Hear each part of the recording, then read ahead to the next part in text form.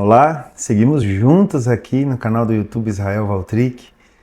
Obrigado por você estar aqui e de verdade como é bom a gente seguir caminhando nas Escrituras. E antes de começar o vídeo e seguir discorrendo no assunto, eu peço que você deixe o seu like, clica ali no joinha, deixe o seu comentário também após, se você quiser, e também se inscreva no canal, não deixe de ativar o sininho, porque tem muito conteúdo aqui e a intenção é encurtar esse caminho, poder compartilhar o Evangelho, e como eu sou grato por você que nos apoia sempre. Bora lá caminhar? Nesse momento eu quero falar com você sobre o perigo do superficial e o chamado ao essencial. Superficial, pelo simples da palavra, já nos coloca nesse lugar de introdução. Interessante porque aquilo que é essencial nunca será superficial e vice-versa. Parece que uma coisa não combina com a outra, não existe um meio termo. Ou não deveria existir esse meio termo entre um fundamento e outro fundamento. Um tipo de relacionamento, outro tipo de relacionamento. Uma geração se perde quando troca o essencial pelo interessante. Acaba negociando valores. E o superficial acaba encontrando nesse lugar acesso pelo interessante para que se removam os marcos, para que se remova os fundamentos. Lucas capítulo 10, se abre aí comigo, se você está acompanhando, diz lá no versículo 41, no versículo 42, um texto épico, diz: você está preocupada e inquieta com muitas coisas, mas apenas uma coisa é necessária. Somente uma coisa é necessária. Você sabe de quem a gente está falando, você sabe em que contexto que isso é aplicado. Quando a gente visita esse lugar, a gente é confrontado. E sendo confrontado, impressionante como o Evangelho nos conduz, nos pega pela mão e nos ajuda, nos faz mudar a rota se necessário. O problema aqui não era a falta de atividade, era a falta de centralidade. Na falta de atividade, a gente acha que fazer e ocupa a cabeça. Na falta de centralidade, a gente acha o que fazer e arruma para a cabeça. Acaba arrumando problemas onde não se existem problemas, acaba arrumando pelo em ovo. Já ouviu falar nesse termo? Ele parece pesado, um tanto grosseiro, mas ajuda a gente a discernir o quanto que, enquanto não estamos na centralidade, as muitas atividades podem nos roubar desse lugar, onde somente a devoção deveria ser presente. Então, nesse contexto do reino, nós deixamos de lado a distração e adentramos num cristianismo do centro, deixando de lado um cristianismo do excesso. Como assim, pastor? Só existe um cristianismo? Não, tem muita gente que interage com várias facetas do cristianismo. E existe um que é verdadeiro, que é onde o Cristo é o centro, é onde Jesus é o centro. Pois nem tudo que parece ser espiritual acaba sendo essencial. Olha o quanto que Paulo fala sobre isso. 1 Coríntios 2:2 diz: decidi não saber coisa alguma entre vocês, a não ser Jesus Cristo e esse crucificado. Parece que até muita sabedoria, em algum momento, mais cedo ou mais tarde, passa pela inutilidade. Claro que a sabedoria ajuda a decidir, ajuda os rumos, ajuda a construir decisões, ajuda a pessoas saírem de momentos difíceis. Como eu sou grato pela sabedoria, pelos conselhos, pelos conselheiros à minha volta. São muitos que acessam o coração e nos fazem entender por vários pontos de vista aquilo que precisamos melhorar. Mas Paulo diz, olha, eu nem quero parecer muito diante de vocês, porque somente Jesus Cristo interessa na minha fala, na minha vida. É como se eu, no meu conhecimento, na minha sabedoria, mais cedo ou mais tarde, fosse sobrar. Isso é muito doido, não é? É doido demais. Muito doido. Muita informação talvez seja pouca transformação. Não estou criticando o conhecimento, apenas colocando ele numa base correta, numa medida correta. Talvez muita prática, muita correria, pouca presença. Uau! Talvez muita manifestação, pouca essência. Esse lugar de moderação deve assumir esse protagonismo na minha vida e na sua vida, para que a gente encontre isso no Senhor e não se perca. Simples assim. Não se perder. Não me canso de falar isso. Quando o centro se perde, o movimento continua, mas Deus então já não está nele. A gente pode funcionar e pode não fluir. A gente pode fazer e Deus não estar ali. A gente pode erguer um altar no martelo e no prego e o Senhor ali não se fazer presente. Adoração não é uma experiência estranha, é um fundamento. É fazer entendendo da onde vem e para onde vai. Interessante que essa crítica a práticas estranhas, desconexas da palavra, parte muito de uma teologia que pessoas adotam para a sua vida e acabam esquecendo que ela precisa se conectar com a realidade. Colossenses capítulo 2, versículo 8 diz: não deixe que ninguém os escravize com filosofias vazias. E talvez podem haver filosofias completas.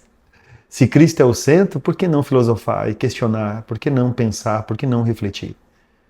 Jesus sendo o centro, não tem erro. A gente não se perde. Até a filosofia pode encontrar nisso base. Paulo fala disso, colocando para a gente um pontinho a ser observado. Parece que o conhecimento é do maligno? Não. Mas nem tudo que parece espiritual vem de Deus. Inclusive muitas ações e frases filosóficas. A verdadeira adoração ela acaba sendo bíblica e não sensacionalista. A experiência sem verdade acaba sendo gerada no próprio engano. Então não se trata do PNL. Então não se trata do ambiente pensado para que as pessoas fiquem mais emotivas. O que se trata é, dentro do que é acordado para que se estabeleça a adoração, o que de fato é manifesto. A gente chora, a gente levanta a mão e por trás é um demônio. A gente espiritualiza nossa fala, a gente muda o tom de voz e por trás é um diabo. Entenda, a autoridade está nos bastidores, aquilo que é público, é só você contratar um bom ator para ser Jesus e esse Jesus vai ser um bom Jesus. Não significa que ali há a expressão do Cristo, mas há uma interpretação. Irmãos, como pastor, teve vezes que o coração estava tão dilacerado que um sorriso surge no rosto meio que como um ato de misericórdia, porque queria simplesmente chorar e me esconder. Mas não é essa a vida que nós devemos viver.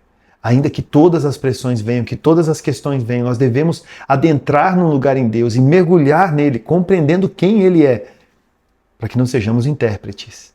Nós precisamos ser filhos. Filhos que choram com os que choram, se alegram com os que se alegram, fazendo com que a vida exista de verdade para o Senhor. Apocalipse nos leva de volta a essa base.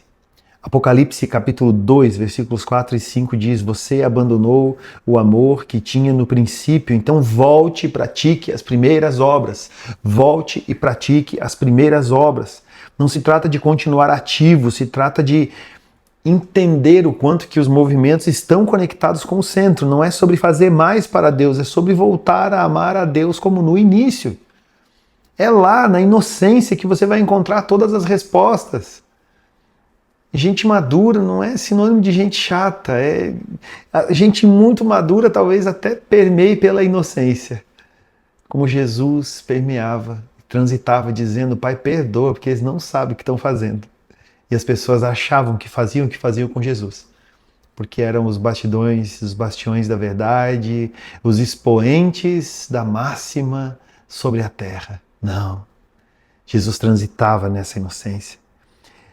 O que nós construímos hoje será a base espiritual de quem vem depois. Nós somos frutos de uma base espiritual, estamos trabalhando hoje para que logo se manifeste outra base espiritual.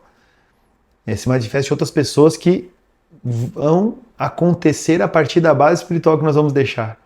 Eu vou repetir. O que nós construímos hoje será a base espiritual para quem vem depois de nós. Salmo 78:4 diz: contaremos à próxima geração os feitos gloriosos do Senhor. O que de verdade você tem para contar para quem vem depois de você? Fragilidade, superficialidade, dores, rancores, medos, ódio, raiva, choro? Ou você tem para falar: o Evangelho sob o fundamento do Cristo é esse, vamos vivê-lo? Uau! Isso nos confronta pela ação com os adolescentes, com os jovens, com as crianças, com todo mundo, aqueles que estão crescendo à nossa volta. Apresentamos crianças mensalmente nessa casa, bebezinhos pequenos que logo vão estar correndo por essa igreja ou talvez em algum momento estarão correndo em algum outro lugar desse planeta. A questão é que eles vão crescer e vão exigir de nós comportamentos. E ao exigir de nós comportamentos, o que nós entregamos para eles é base. É base, não superficialidade. Adoração acaba tornando um propósito eterno. Conforme eu vou anotando aqui, a gente vê que vai discorrendo numa sequência E isso vai avançando. Você está notando aí?